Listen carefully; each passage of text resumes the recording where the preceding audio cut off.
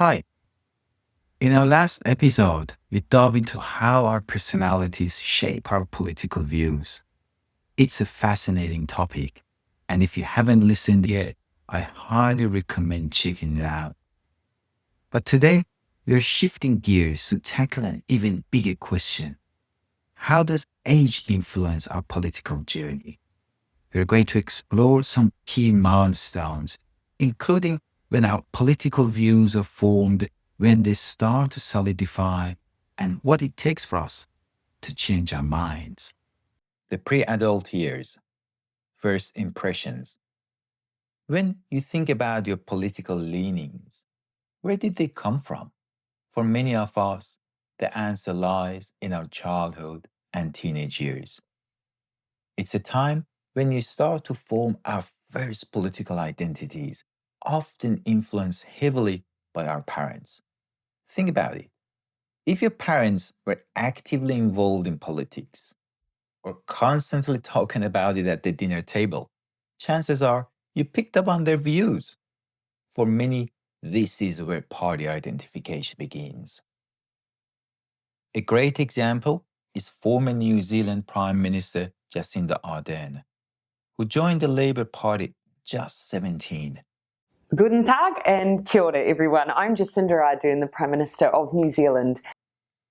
Her story isn't unique. Studies have shown that many people start identifying with a specific party in their pre adult years. Interestingly, research that asks people to look back on their political history suggests that this isn't just a passing phase. It's when our political views begin to crystallize. So, does that mean our political beliefs are set in stone before we even graduate high school? Not quite. The impressionable years. While the pre adult years are a crucial starting point, they're really just the beginning of our political formation. Longitudinal studies, which track people's view over a long period, show that the process of crystallization continues well into our early adulthood. Some scholars call this period the impressionable years, and they argue it's the most important milestone in our political development. So, what does this all mean? It means that even the political beliefs that seem fully formed in our teenage years can still be refined and solidified during this early adult period. Once we pass these impressionable years, we tend to stick with the political views. There are heaps of examples about it. The Conservative MP Winston Churchill crossed the floor of the House of Commons to join the Liberal Party at the age of 20. Interestingly, he returned to the Conservative Party later in his life. So, what influences us during these formative years? There are many factors influencing us during these years, and going through all of it could be quite boring. Let's talk about one of them, a very interesting factor. Generational effect.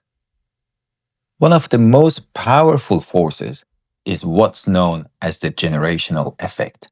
This is the idea that a specific generation going through a shared experience at the same time can develop a collective worldview. And they gradually start thinking similarly through the impressionable years. Consider the German youth born between 1900 and 1915. They came of age during the poverty and chaos of World War I. The shared hardship continued to a collective mindset that made them strong supporters of the Nazi regime in the 1930s and 40s. These shared experiences often create significant generational gaps. We have seen it throughout history, from the post-World War I lost generation who rebelled against the parents' Victorian values to the young people in Eastern Europe who embraced democracy after the fall of the USSR, while the elders still felt nostalgic for the old system.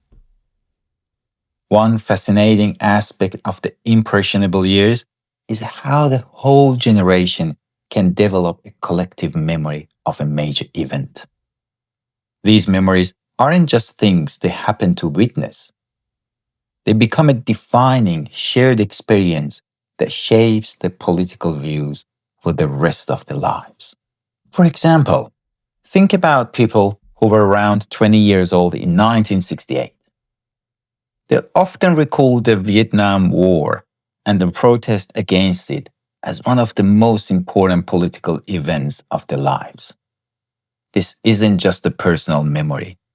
It's a deeply ingrained, shared part of their generational identity. This principle holds true for politicians as well. Their political decisions are often shaped by the lessons they learned and the events they experienced during their own impressionable years. So, we have talked a lot about the impressionable years, but what happens after that? Do our views just lock in for good? Most studies show that after our early 20s, we tend to either hold onto the same beliefs or gradually become more conservative as we age. But this doesn't mean change is impossible. Some scholars argue that many of us remain open to new ideas throughout our lives. There are plenty of examples of major shifts in political beliefs happening later in life. Think about the massive shift from Democrats to Republicans among white voters in the American South during the 1960s, or the widespread acceptance of same-sex marriage in recent years, even among older adults. These changes prove that our political views aren't necessarily a fixed destination. As the author C.S. Lewis once wrote, "You are never too old to set another goal or to dream a new dream." And maybe in politics, that dream is a new perspective.